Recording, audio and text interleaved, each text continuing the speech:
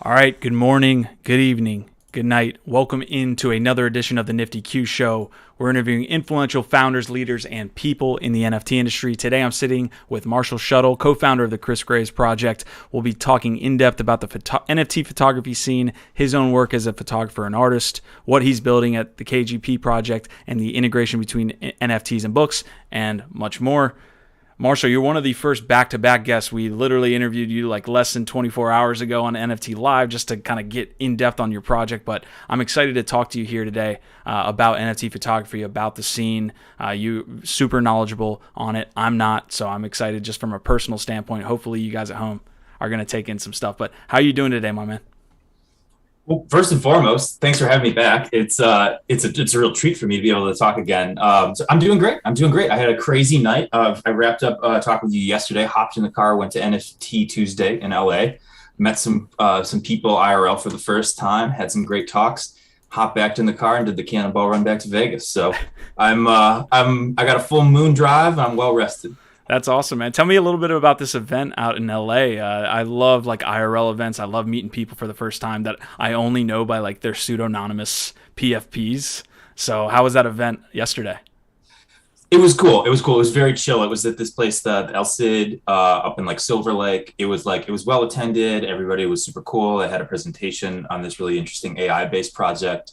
It was rad. You know, those IRL events are always so funny. It's like, I've been to like BTC Miami and New York and stuff like that. And it's just like, it's like the first 20 minutes to an hour when you're in these things, you're like looking at everybody like they wish they had like a name tag. And then like eventually like you see somebody like, oh, I know you from being doxxed here. And it's like, oh, and then like eventually everybody kind of clicks up and everything like that. So it's always this fun little kind of mingle. Was it a conscious choice to be like fully doxxed? Or did you ever have the idea like, oh, maybe I should be like a profile picture and just that and just stay behind an anonymous profile? I mean, the grass is always greener, I think, but as like an artist coming into this space, like for me, that doesn't, I mean, like I've been a working artist in traditional sector for 15 years. So it's like, for me, like right on, I just made the decision that I was just like, if I'm going to be involved in projects that are talking about my relation to that field, and that experience, like I think I just need to be very front facing with who I am. Which, in this space, it's, for better or worse, like there are definitely some people that like, if you're not a I'm sure they kind of look at you like, oh, what does this person want from me? Like, what is this? You know what I mean? Like, and I get that. Like, I totally understand that. So, but I mean, grass is always greener. Like I said, if it goes the other way too. Yeah, you're doing some dope stuff in the space as well, specifically in the NFT photography scene. You guys are doing some cool things with like book integrations as well with your release here with Morningstar, which is going to be awesome on that Kris project platform. But I want to kind of lay the foundation with an industry discussion because you have so much knowledge about something I have no knowledge about. I'm a gamer, I'm a collector, I'm all of these different things. I am not an art head. I'm not an artist. Is like that side of my brain just doesn't work apparently. But let's get into a little bit of your background and let's make our way to like what the photography scene looks like today. So let's see how you became an artist growing up and then found NFTs.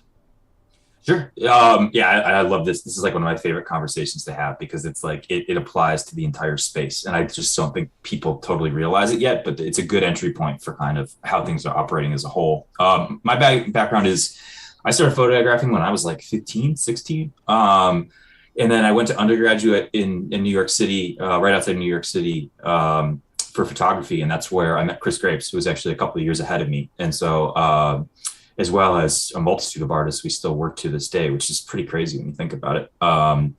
So I went to undergrad there and I left and I went back to upstate New York and I started showing in museums and galleries and I was in this biennial and I got like a representation at a couple of different galleries and like, I was doing that whole thing, submitting for grants and fellowships and like just basically trying to figure out what it meant to be a living working artist in photography in the fine art realm.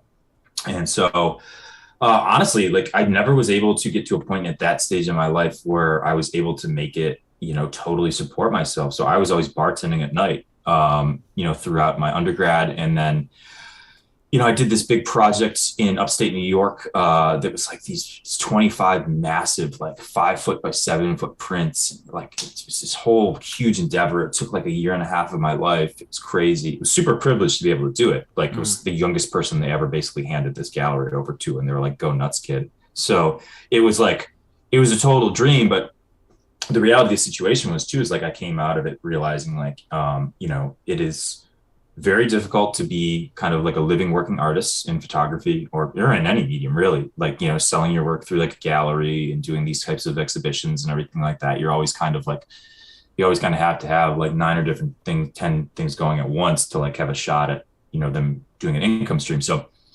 I kind of went a little nuts and I was just like, you know what, I'm going to do what I always wanted to do. I've always dreamed of making a project in Las Vegas because like I feel like no one's really done it the way I want to do it. So like I got rid of my apartment and I sold all my stuff and I threw whatever I had into a car, and I had a condo on the outskirts of town to stay at for 2 weeks. And I just drove straight out to Las Vegas, and I had 2 names on a sheet of paper that a friend had given to me. And little did I know that those 2 names would be 2 of the most important names in my life for the next 10 years. One of which was like one of my best friends now.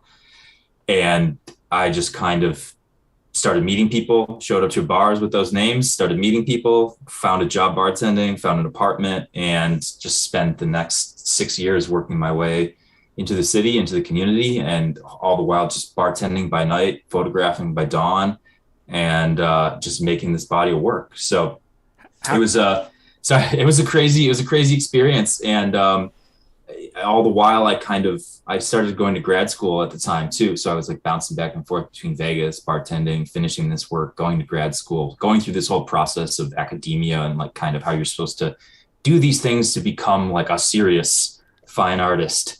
And, there were some things that I started to experience around the edges of that really turned me off to the whole process. And fortunately enough, though, I simultaneously reconnected with Kris right at this time. And so it was right around then that he approached me to publish the Vegas work, Morningstar. And we became fast friends again. And next thing you know, we're on the road during the pandemic, working for National Geographic on like 3-month-long stories. Holy and shit, that's big. I'm on the election trail. And so just kind of this real interesting period where there was like, I kind of started my career, in undergrad with Kris, and like just super passionate about doing things the way I wanted to do things and everything. And then there's this big kind of space in between where it was like, I was kind of trying to play this gallery game, this museum game, and make the work that I wanted to make, but kind of being like hindered.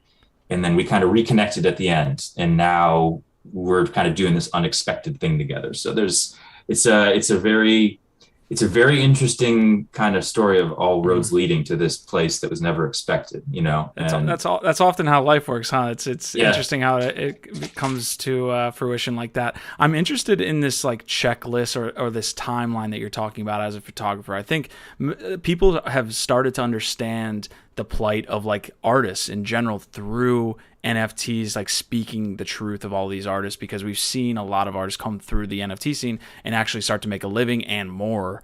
And we kind of understand like here is the checkpoints, or at least we understand a little bit about these artists and their kind of journey. What is that journey and that timeline of a traditional photographer? Like I got to go to school, and then I got to get into a gig, and then here's where I make it. Like I don't know that because the photography scene is just kind of coming up now in the NFT scene. What does that timeline look like traditionally, and how do NFTs change that? It's 2 words: exposure and acquisition. And it leads into a really interesting thing, because the fact of the matter is, like, a lot of times now we kvetch about Web 2 basically starting this whole idea of this false promise of exposure as a model of compensation, and like the hurry up and wait idea of that eventually you will be taken care of for the fruits of your labors if you just give. But that was stolen from the traditional sector. I mean, those people didn't come up with anything revolutionary. They just saw what traditional like art commodity, facilitators were doing. And they're just like, oh, we could do this digitally and monetize these people's intellectual property. So traditionally what you're looking at is like, and granted, like the steps are different for everybody. I know artists that blew up at different points in their careers. Whether or not they stayed there is an entirely different discussion. But I knew artists that blew up like right before coming out of undergrad, with very little background or training because they were just well positioned, or somebody that really liked their stuff, put them in the right spot at the right time. But I would say traditionally, kind of the conventional road that I would, speak to, at least in the past 25 years, has been that you would basically go to like undergraduate studies. You would kind of like work on learning your practice. You'd go back out into the world maybe for a few years, do some exhibiting, do some more shooting. You would apply for a master's program, preferably one that kind of spoke to maybe the type of work you were doing or where you wanted to be going, because a lot of them are kind of a little cliquey as far as like the different circles.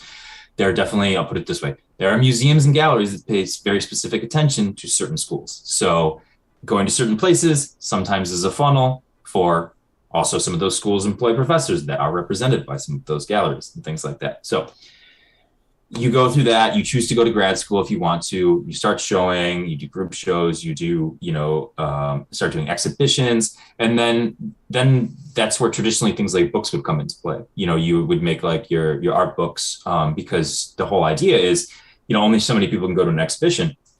But if you make a book, you can get your catalog out there at all these different museums, all these different galleries, your audience, they see your work, they see you're progressing, they want to bring you in for an exhibition, et cetera, et cetera. It is supposed to spiral in the sense that it's like, oh, well, you're doing all this work. We're seeing it now. We want to show it. Let's give you more attention. Let's give you more galleries. Let's give you more sales. It's meant to be this kind of perpetual motion cycle of like, oh, well, you're doing it. And so like you're being compensated. The reality of the situation is I don't know a single working artist in photography that doesn't have 4 jobs right now.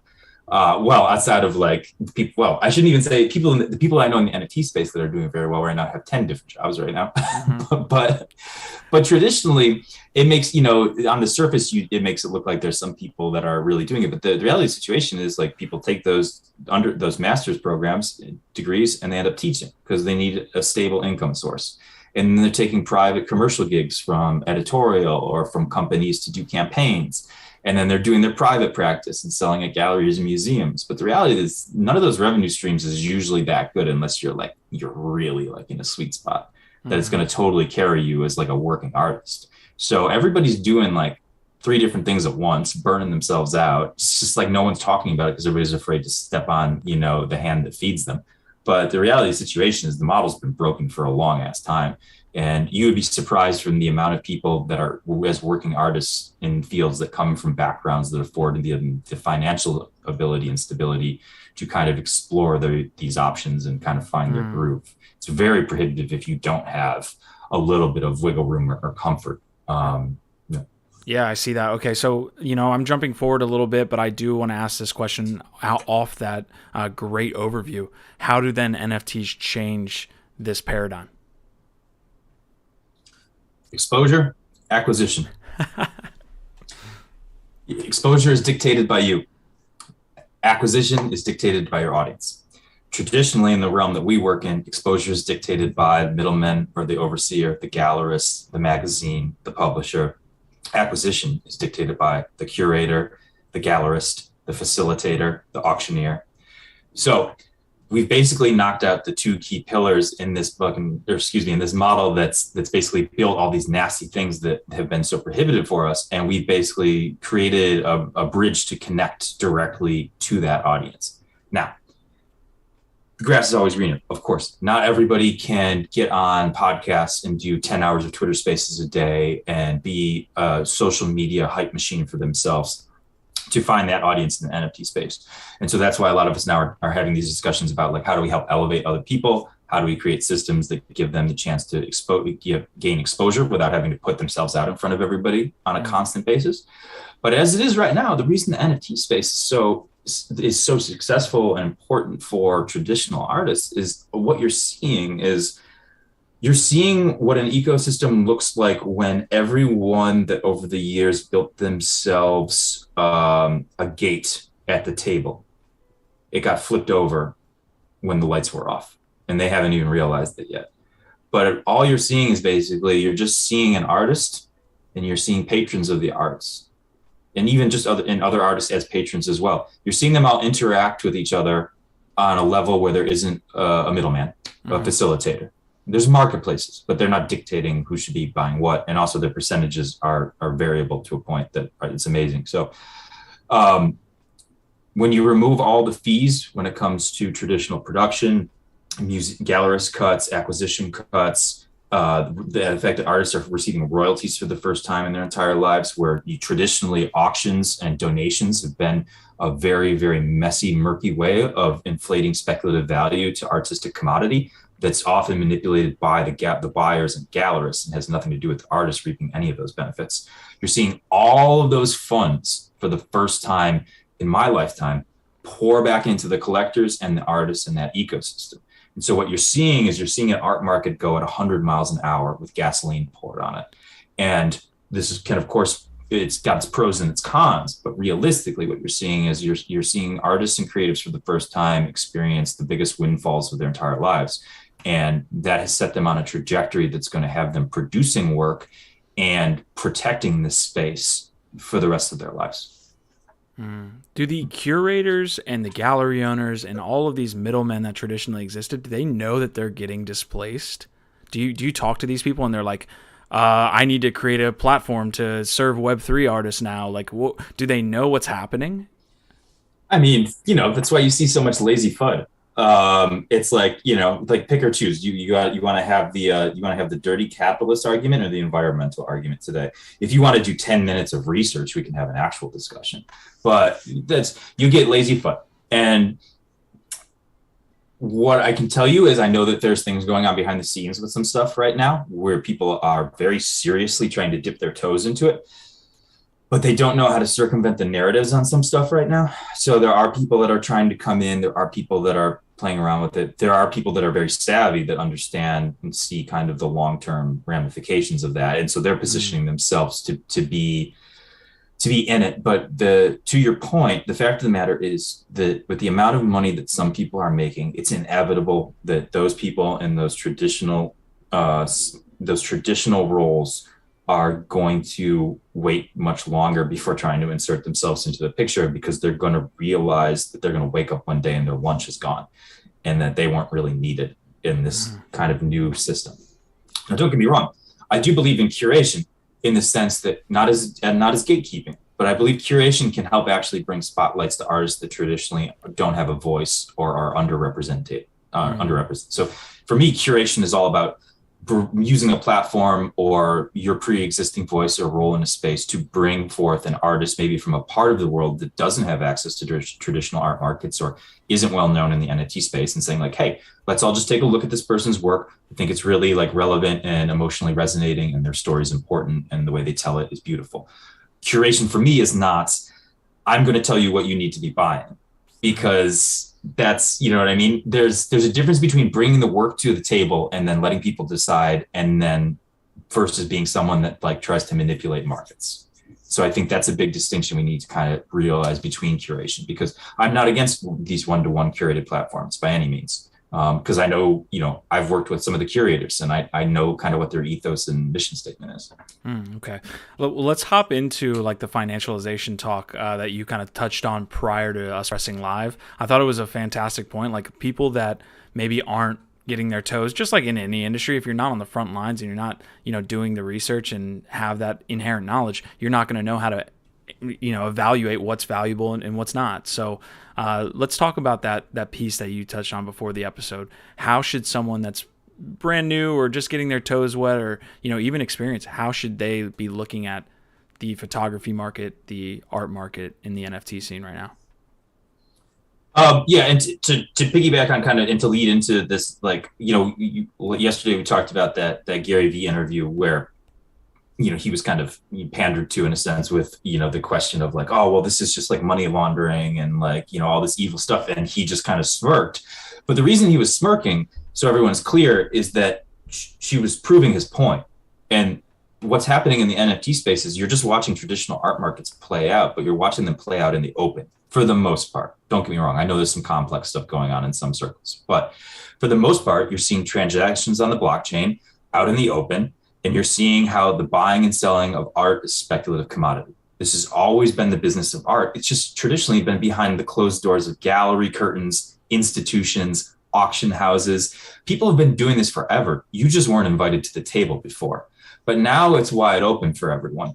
And so that's where you get this whole FUD of like, well, like people are laundering money or so. I'm like, yeah, people that have affluence and wealth that want to invest in art as speculative economy, park that money somewhere. That's how the economics of capitalism work. So, I mean, this is nothing new. They're just mad because an entire new generation and a whole new sector of people are partaking in it. They're just mad because they're not getting their 30, 40, or 50%. That's all that is. So just to be clear, as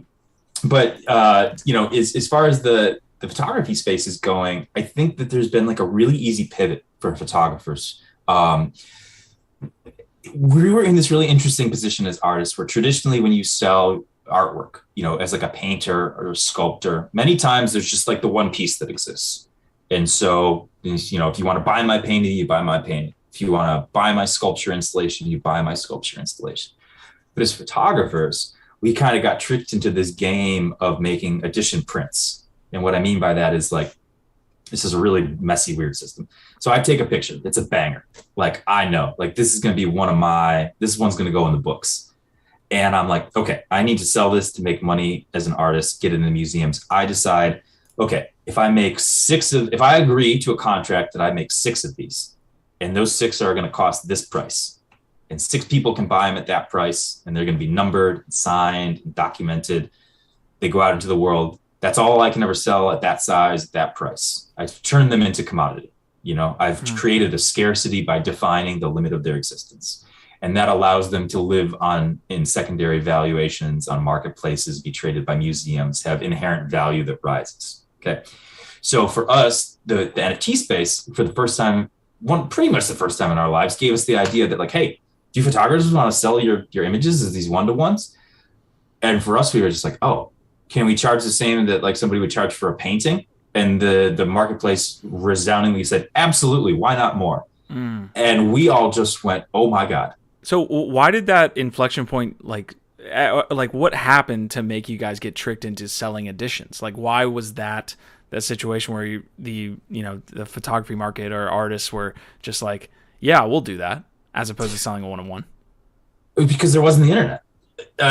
You know what I mean? So it's like, it's always been tied into that exposure model and everything like that. So it's like in an era where the only way that you were seeing work was in person, television, I guess, but in person publications and museums and physical prints in like people's houses and things like that.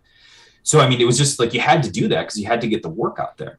But now we're in this dark timeline where it's like we were all tricked into this whole like exposure is the means of like monetization that was just like a broken promise. Now our work is all out there in the ether. That's the whole cool thing about this space that for me is just like the thing is like we already stepped over the precipice. Like the idea that you can like gatekeep and like the idea that you can like protect and gatekeep your work and your images from being out there in the white noise in the ether moving forward is for me insurmountable. Like I've just fully given over to the fact that it's like, if you want to see my work, like you can see my work as accessible for you as possible. So the idea that you can kind of chop it up into these things where it's like, you know what I mean? Like the idea of me like selling, hundreds of prints these days is like laughable. You know what I mean? Like, it's like, who's going to buy, you know what I mean? Like, who wants to buy hundreds of prints? But the idea of me selling 100 NFTs, absolutely. I'll see you soon, like I'll be there, no worries on that one. Yeah, definitely. I want to get into kind of what you're doing with KGP here and Kris Graves, right? Like you brought up Kris Graves multiple times here. And it almost seems like, there would be a name that you would throw out there maybe in the gaming industry or the collectible industry that if you didn't know who that was, I would be like, how do you not know? I feel like Kris Graves is that name. I don't know who he is, but he seems to be a really, prominent figure here. He just tweeted out, like, I believe today or yesterday, this picture from you guys visiting Berry Creek in California. And I want to like tie this in. So what type of artists like do you see yourself as? And are you and Kris Graves going in like always kind of looking to get into the communities and like really affect like societal change with your work? So I know that's a double-sided question, but like what type of artist do you see yourself as going to all these places? And then who is Kris Graves essentially? Sure. Yeah, I mean, well, so the interesting thing, it's a very interesting point. Like as artists, like we kind of traditionally live in these like echo chambers and these like these channels that are like very, we get tricked into thinking that we're like, that there's like people outside of it really know who we are. But I mean, fortunately, Kris is actually, he's finally getting the exposure he deserves, where he's like, starting to like really branch out into like the public spectrum. But it's still tough, as a working artist to like, be known, in circles outside of just like your art circles, or just as like photo circles or things like that. I almost think it's by design a little bit, in the sense that it's just like you kind of like corral everybody into like their respective lanes, and it's a lot easier to deal with like the business of art.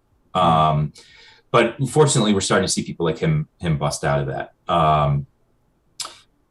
We both we were both fortunate enough to go to undergrad together at a school that was very progressive in the ideas of how it was teaching photography, and I think that's influenced Kris and I, in the sense that we don't necessarily work, we don't, by any means, we don't produce the same work, but maybe we work in some similar ideas, in the sense that, people use the term documentary photography. We like to say in the documentary mode, because, as a photographer, there's very much limitations on the idea that you're actually documenting something, because you're always bringing your perspective, you're bringing the technical aspect of the lens, the camera, the lights, the manipulation of time and space, whatever that is.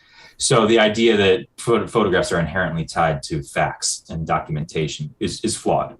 But you can work in the documentary mode, which is meant to say that, like, I'm very interested in exploring events or stories or people that have a cultural relevance or significance, or an emotional, an emotional timeline for something I'm trying to get at, maybe a story I'm trying to tell, or a conversation I'm trying to engage in. So I think Kris and I we both like working in that documentary mode. And, Kris I think you could argue for Kris actually that he takes it even a step further, where he's very direct about the decisions he makes when he photographs, in his desire to tell the story he wants to tell and have the conversation he wants to tell. So he's actually very brave and bold in how he does that. I think these days I'm more interested for myself personally in exploring, what it means to be a photographer, maybe showing up to like these wild places that I don't have any lineage to.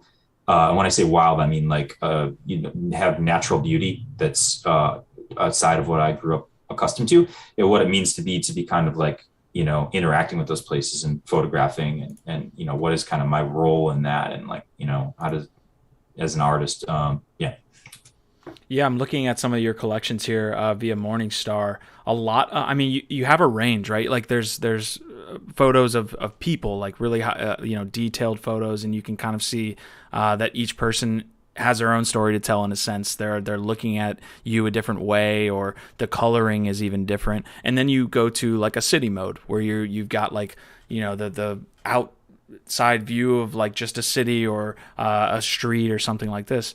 It will break that down for me. Like what are those elements that make their way into your photography?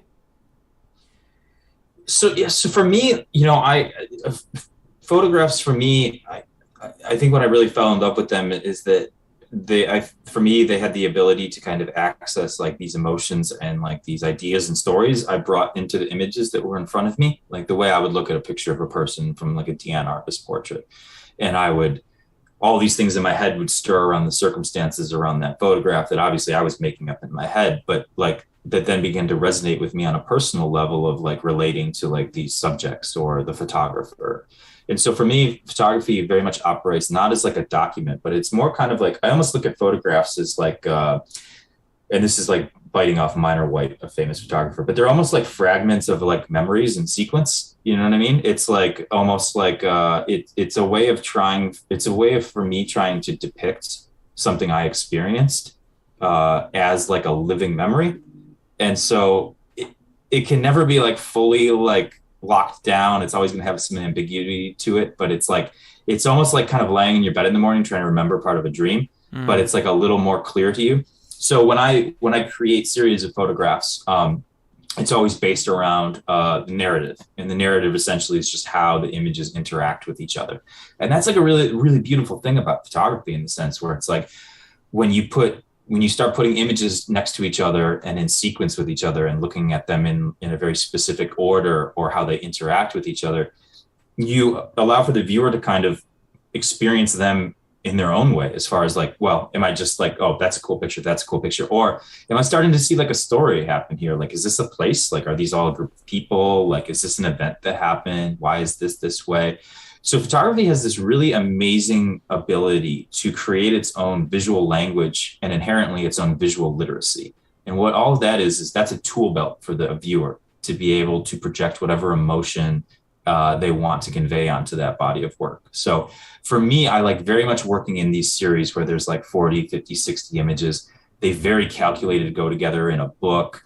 You know, they're displayed in a show in a very specific way. And it's meant to be about the relationships between the photographs interacting with each other.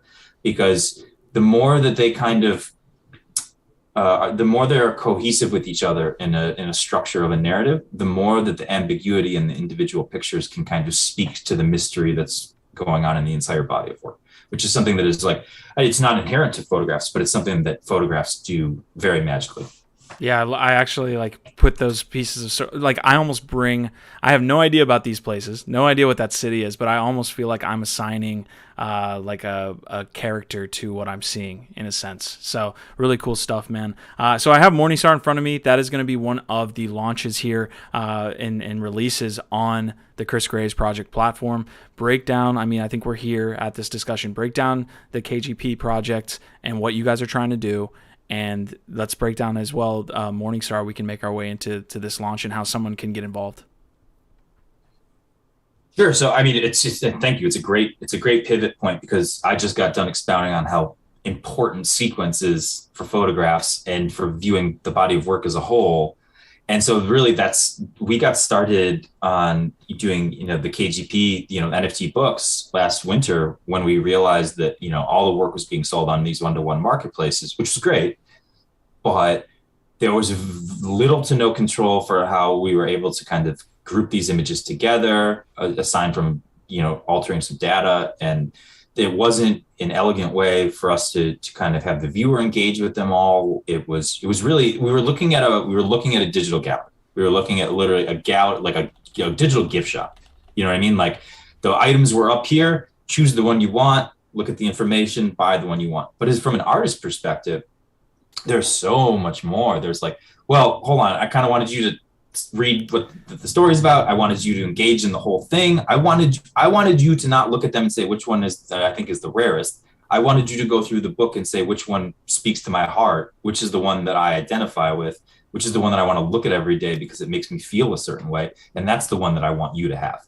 Because I can care less about you wanting to own the one that you think is going to be the rarest or whatever, because you're not going to have any sort of emotional attachment or resonance to it. You'll throw it down the river the minute that, it no longer does something for you.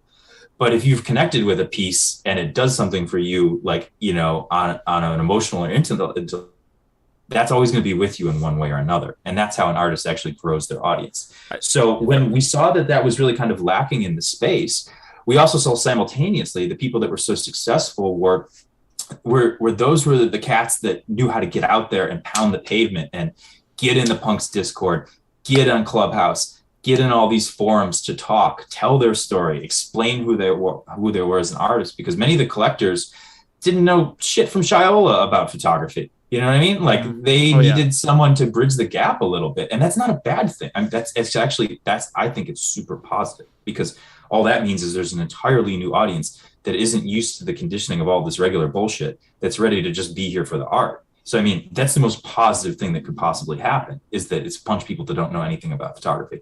So the people that were successful though early on were the people that were able to elevate themselves to have a voice, tell their story. You see this with Justin, Drift, with Kris, people that were out there and active in the beginning in these Discords, in these clubhouses, like having these conversations, Ruben Wu.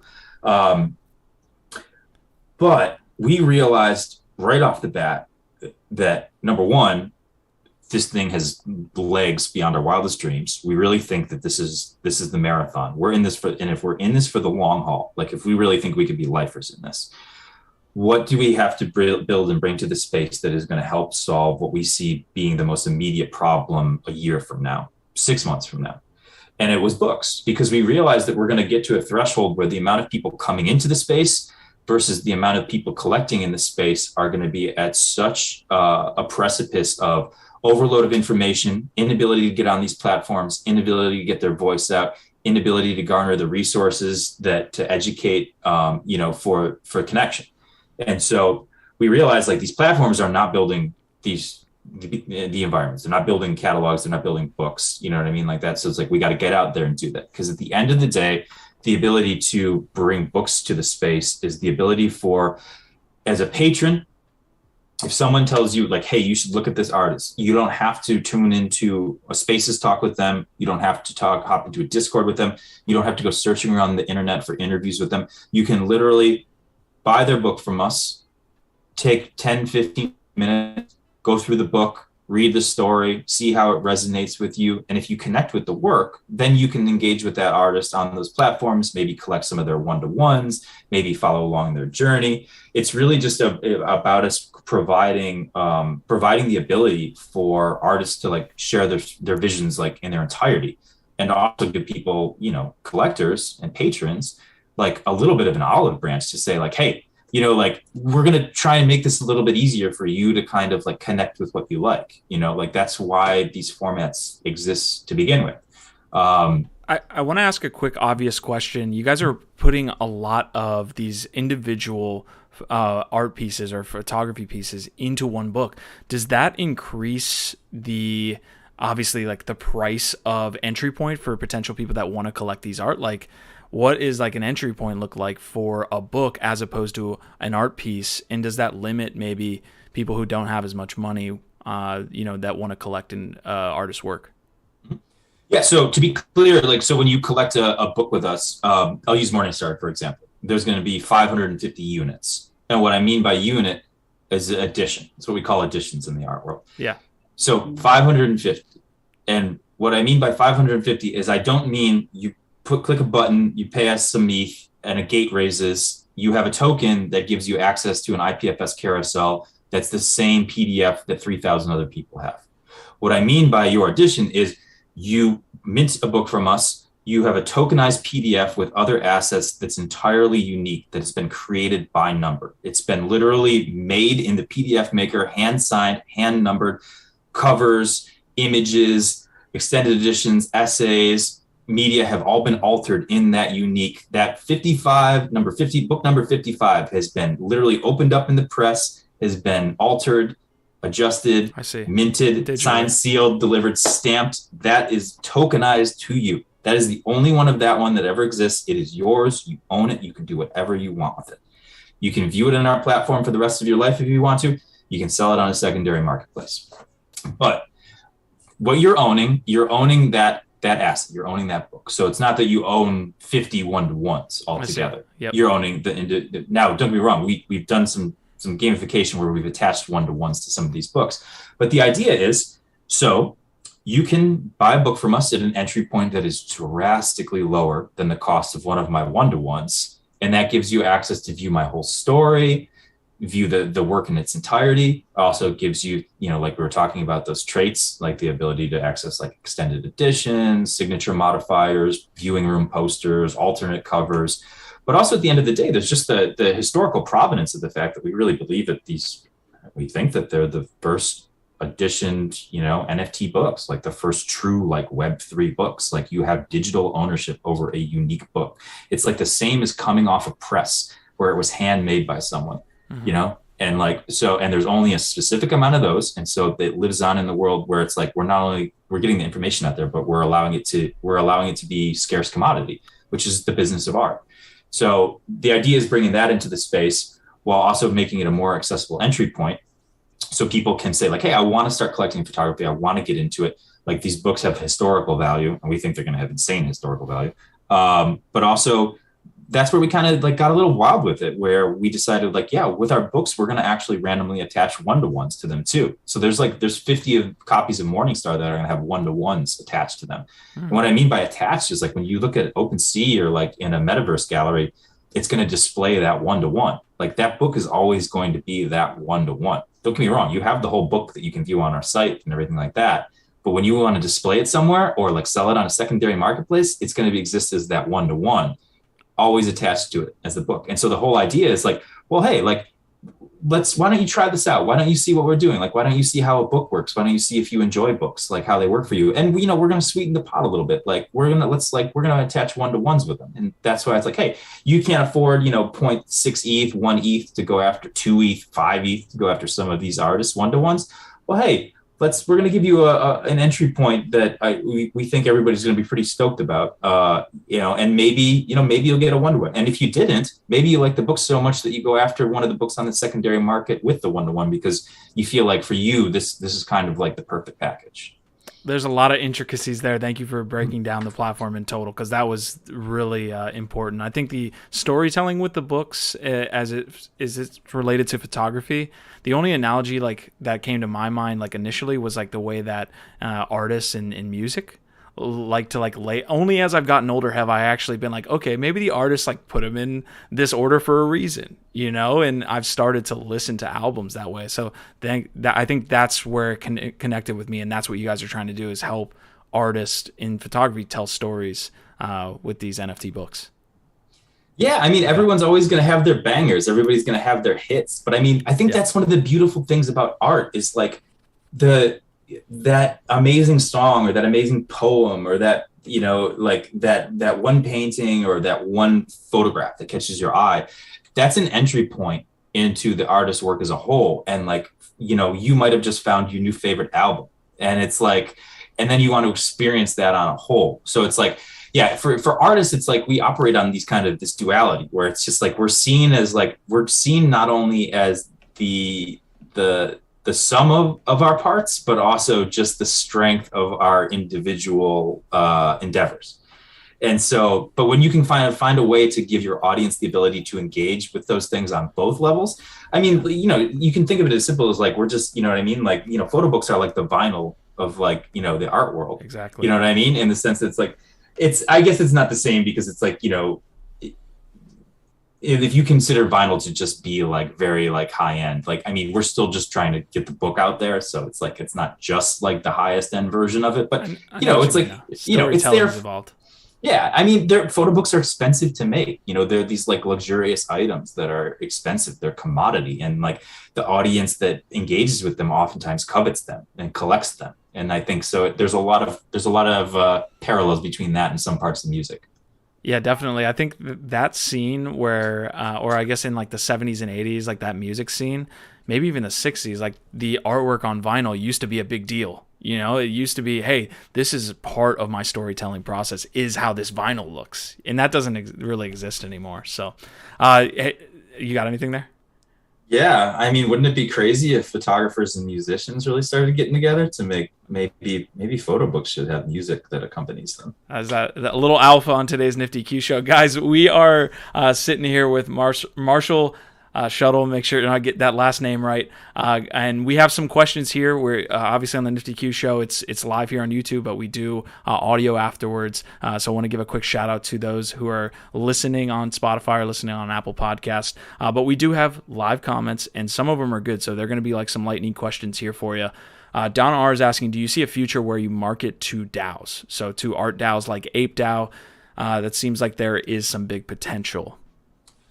I guess I would have to clarify what they mean by market to, but I guess my base response to that would be like, we want all the DAOs to be collecting us, because when you really think about it, a DAO, when it comes to the arts, DAOs are playing out the roles of collectives and galleries and museums at their most base level before the board of directors overran the thing and they had the oil company donate the wing that dictated what they were going to be able to collect here. And then DAOs are the infancy of like all that goodness. Don't get me wrong. I mean, of course, we want, with the historical provenance of the books that we're making, we want these books to be in as many DAOs' hands as possible. We want them, because for us, we look at that in the same way as we'd look at getting like, one of our physical books in the collection of like the MoMA or the Met in their library. Like, yeah, like we think, this institution has prevalence in the space. So yeah, we want as many DAOs as possible, all the DAOs. This is dope. I think this is a cool conversation because you do a lot of like IRL photography, of course, but I think there's storytelling that even DAOs want to tell. Like there's a lot of these projects in the NFT space that talk about lore, like how do we build out lore? And it would be cool to have you guys in some form or fashion. I don't know how that would exist because it clicks in my mind with the IRL photography, but what if you could tell the story of a DAO, you know? So this is okay. So this is, I kind of misunderstood. I was thinking of it in terms of like, do you want DAOs to acquire the books? That was his question. But okay, yeah. But to your point though, I mean, and so this is this is like a point that I try and it might be until we get the books out there in the wild that people really kind of key into what our mission statement is. But so we're a digital publisher. We are not going to be the only person making NFT books for very long. And that's a good thing because we believe that what we're doing is beneficial across the space. We want DAOs to make their own, create their books about their stories of their existence and put them on the chain. We want other artists to make photo books, even the ones that we're not curating. We want painters, we want musicians, skateboarders, like cinematographers. We believe that there is, now that we can actually bring books into the digital space, play with what that even means from a content level and from a media level, but also have it exist as scarcity and commodity so that it can be an economic ecosystem around it that supports the artists and allows the patrons to engage with it on a collecting base, that we will open up the idea of what a book and storytelling can be for this whole Web3 space across the board. So yeah, we see it as, we're just trying to get the boulder going. I mean, we're just trying to push it uphill enough that it's like, as soon as we get to that little point, we think the boulder's just going to like do that. Yeah. And that's great. And that's great for everybody. Like I said, it's like, we don't want to be the only digital publisher. Like it's, No, it's dope because you'll start to build something and people in the Web3 space are so awesome that they think like 8 steps ahead. They're like, okay, so you're building this. What about this, and this, and this? And yeah, we have to, get past step 1 for sure, and which you guys are doing. And I appreciate that. Got some other questions, lightning round here as well. What rights are conveyed in the smart contract? So for books, it's like a little easier as far as like the murkiness behind it, because it's like, the commercial usage of books. I mean, it's, they exist as, whereas like, one-to-ones, there's a little more murkiness around the commercial usage rights. But for us, what I will say is like, as being a book, like you don't have the commercial usage rights to, I don't even know how you would do this, but take that book and use it in a commercial advertising purpose. What I will say is that if you mint a book that has a 1-to-1 to it, it'll be kind of a standard photography space contract, similar to things like that Quantum and Fellowship use, where it's like you have the individual rights to it and everything like that, but you don't have the commercial rights to like, take that, sell that image to a company to use in advertising. So that's pretty standard across the space.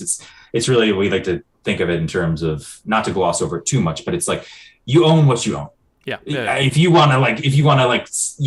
Microsoft's like, hey, like, can we buy this image to use in this thing? Like, that gets into a whole different murky territory. But it's kind of like owning Nike shoes and someone else saying, hey, can we use the Nike logo in our commercial? It's like, I don't own Nike. Yeah. I just own Nike shoes. But our books are 1-to-ones. You do whatever you want with them on secondary marketplaces. You trade them, you sell them, you lock them away on a vault. I love thinking about this now. I cannot wait. Well, I have some now, but I can't wait till people have books on their hard wallets. It's just such a crazy idea for me. And like also just like on their tablet, connecting their wallets to their tablets and like walking around and, the digital coffee table, if you will. Yeah, no, I totally get it. I think, the even, how can I say this? Even the process of going to a website and having your MetaMask like populate the website is such a cool concept. And if you do that IRL, where you go to someone's house and maybe you can unlock something like a photography book, like a coffee table situation you're talking about, I love that. Another great question comes from Coca Jenkins. I want to give a shout out to Don R. that was his last question, but Coca says, has there been any pushback in the photography world like there's been with gamers with NFTs and play to earn?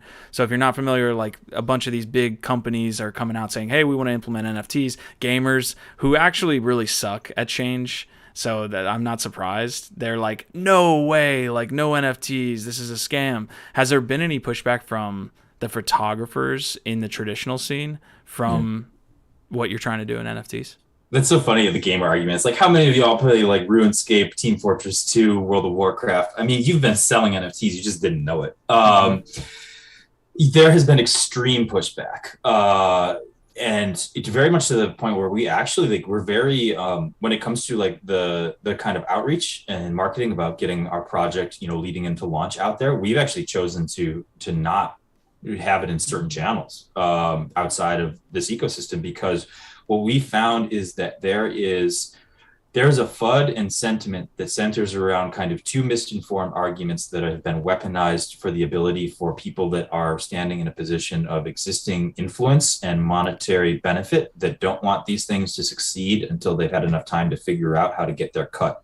And so this pushback centers around two basic arguments, which are, number one, the environmental impact, which the inside joke for us as photographers is like, you're really gonna like when other photographers make this argument, or curators, or you know, or critics, they make the environmental argument. I'm like, y'all are gonna pretend like we were not gonna talk about the fact that everything we make is varnished on unrecyclable paper, is used in shipping lanes and containers, and like is like every from head to toe. What you don't even want to talk about museum glass and frames, everything oh my god, Gator board, Sintra, the things that photographs are mounted on, from head to toe, everything about the production of photographic prints and books is terrible for the environment.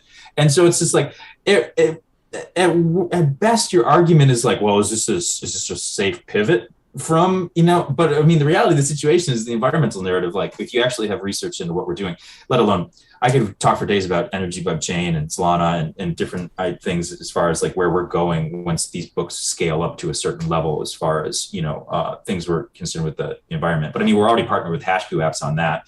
There's going to be, you know, carbon offsets and things. So anyways, but the second argument is, we'll have a carbon offsets conversation on the next one. Yeah.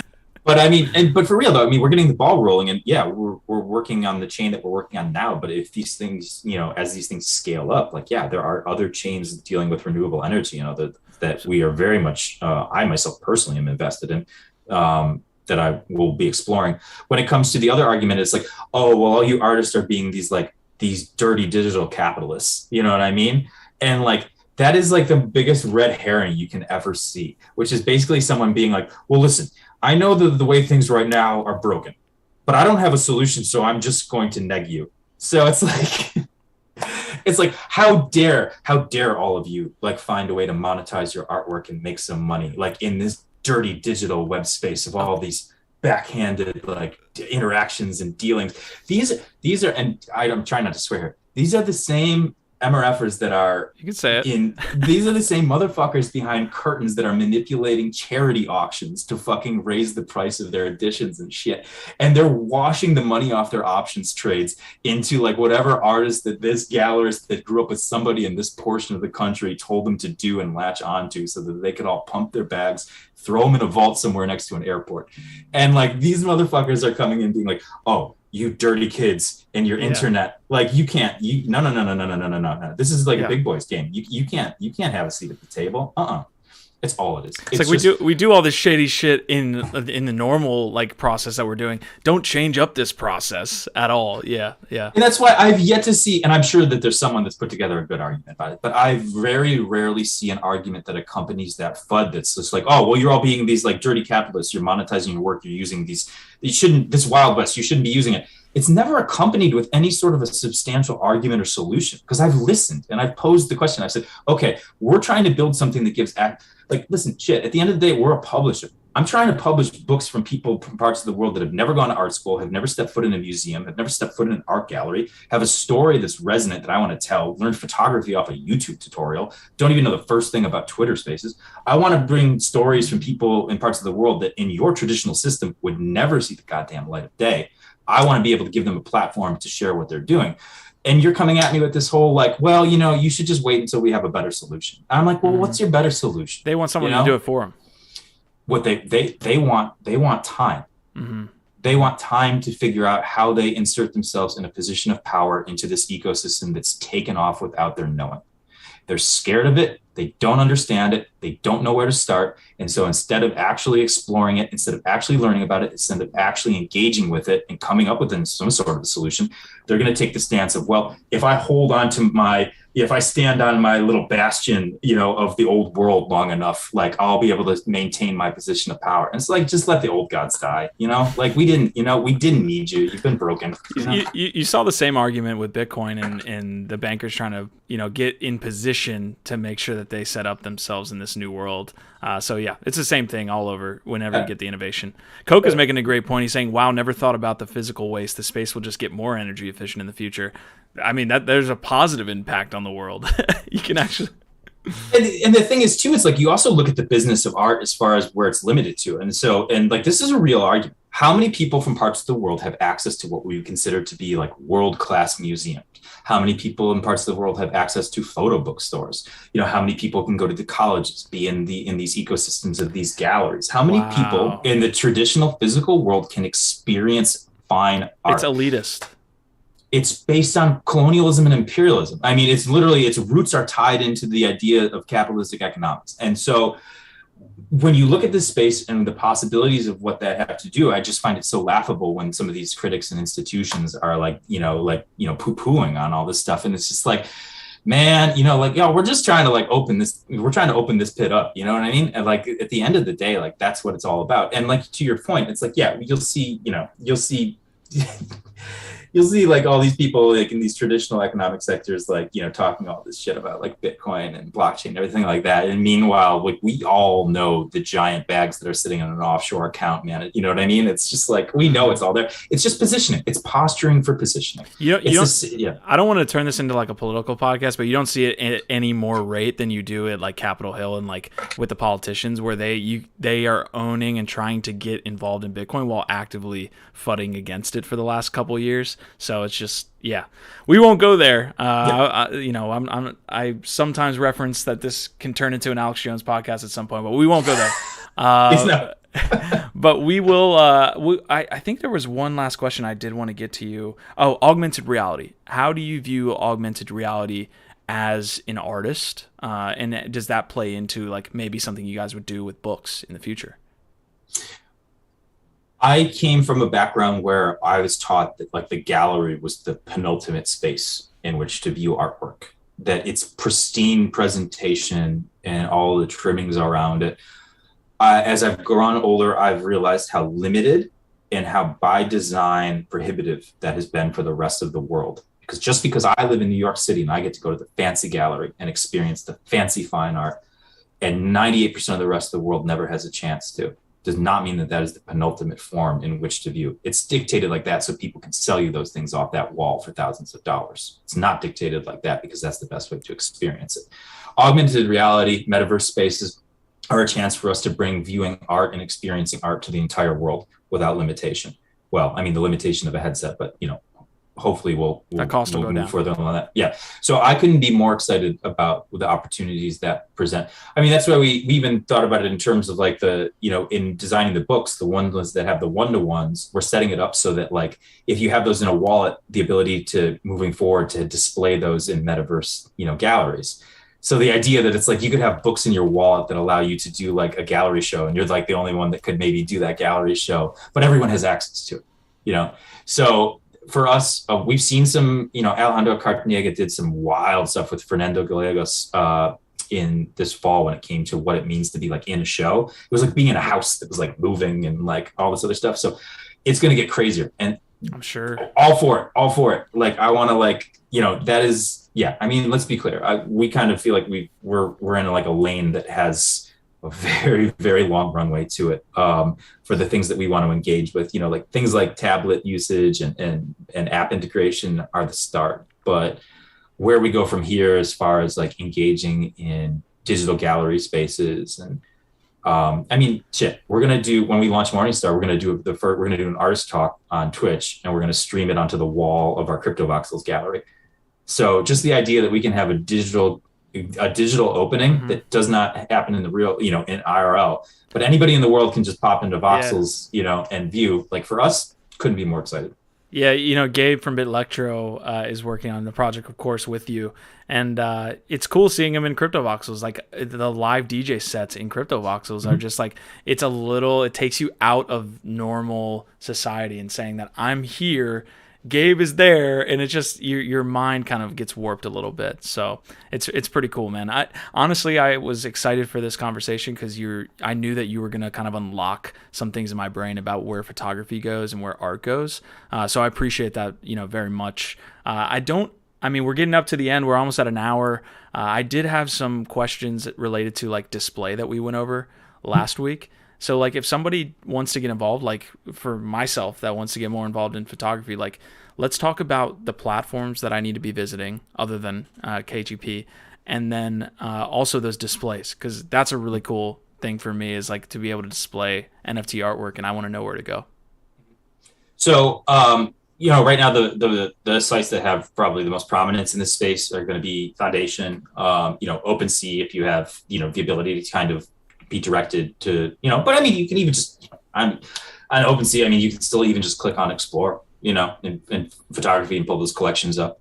There's definitely a gravitation towards Foundation more and more these days, depending on kind of when you minted your work and stuff. Like it's weird saying that. It's like I have a collection up on OpenSea, but I minted in February of 2021. So there's like a historical provenance that comes with like the time period that the photography was put on OpenSea that in a weird way I feel kind of like removes me from some of the OpenSea FUD. I don't know. That's confusing. But anyways, OpenSea, Foundation, Super Rare also has, a pretty impressive roster. That is a curated platform though.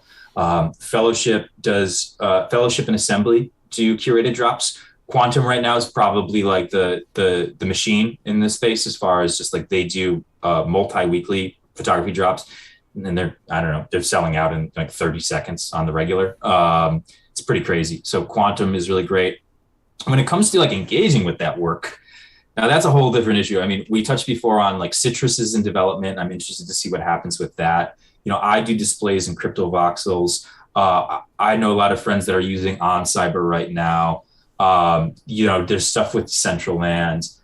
There are these other like kind of like curated gallery pages to attach your wallet to. But to be honest with you, all that stuff is kind of in flux right now. I think I've seen some really cool OnCyber galleries. I've seen some really cool Crypto Voxels galleries. It's just kind of like how crazy you want to get with it. Do you have any ones that someone could visit? Like what are some cool Crypto Voxels galleries that they could visit? I'll even link it in the description afterwards.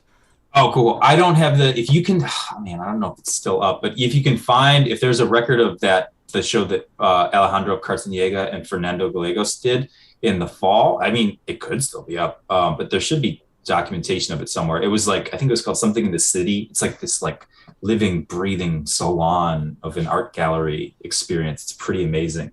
We have a bookstore in Crypto Voxels as well as too, and it's like it feels like a traditional gallery, but you can check that out too. Like it's got Morningstar work up on the top floor and stuff. But yeah, definitely if you can source, definitely check out that thing that Alejandro did with Fernando. Dope. Displays that I can go. I know we touched on this on NFT Live yesterday, but just kind of give me like a 30-second roundup of like the display kind of different options there, because some people are like, man, you should just display that on your TV screen. Like why pay $2 for this essentially thing that is just going to display an NFT the same way that a TV could? So I haven't taken the leap yet, but I think hopefully I'm doing this thing with Super Rare in March where I'm going to kind of like get my feet wet on the display. Sorry, not Super Rare, Super Cheap. Everything's super. So what I would just say to the audience is I would just be a little cautious about when you're sourcing high-res TVs that double as display monitors. Because what you're really looking for when it comes to like an optimal display for your work is like something that's going to have like, it's not going to have as intensive a backlighting gamut as well as, sorry, that doesn't make sense. It's not going to have as intense of a native kind of backlight, the way it's pushing, it's out to you. You're going to want something that's like a little more matte. It's not going to look as impressive out the gate, I guess is what I'm saying. It's not going to look as like shiny and like, but what you're really looking for is something that is actually as minimalistic as possible, something that's pretty flush, has like a matte finish to it, has an incredible color spectrum gamut, but doesn't push like these dynamic ranges and contrast ratios that blast this stuff at you. Because the reality of the situation is you want this stuff to sink into your wall, because it'll be cool for a week or two if it's just like booming at you. But listen, we all know that feeling of like when you get a new graphics card and like you fire up the game and you just stare at it and you're just like, yeah. And it can be the same way with art on those screens. But then after like a couple of days, you're just like, I can't look at this thing anymore. Like, you know what I mean? Like, so you want something that is as minimal as possible. You want something that is more of a matte, more of a wide color gamut, but easy on the backlighting, easy on the contrast, easy on the high dynamic range. Awesome, man. That was a great breakdown. This has been a great episode. Guys, if you want to check more about what Marshall is doing with KGP Project, I will link everything in the description. Marshall, you laid it down from an NFT photography standpoint and just kind of letting us know about the art industry as well. Fantastic answers to these questions, man. The last question I have, you said you bartended a little bit. I do it from home. I just kind of like making drinks. Big old-fashioned guy. I like the bourbon with the old-fashioned. What is your favorite drink to make as a bartender?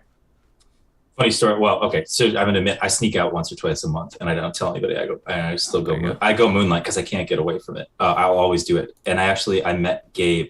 I was bartending at a bar where some of these photographs were shot in, and Gabe was DJing. That's how we know each other 10 years ago. My favorite. Sorry, was it favorite drink to make or favorite drink to drink? Both. Ooh, my favorite drink to make is a AMF. Because I think it's hysterical. And I often ask young kids when they order it, how blue do you want it? And they get very confused. And I ask for a 1 to 10. And AMF is like a blue Long Island iced tea. Okay. That's just for my personal enjoyment. My favorite drink to drink is probably, it's either going to be a Negroni or a Boulevardier. Awesome. All right. This was the Nifty Q Show. Hopefully you enjoyed this conversation. I certainly did. We're here every Wednesday and Thursday. Guys, please leave likes, sub to the channel if you like the content.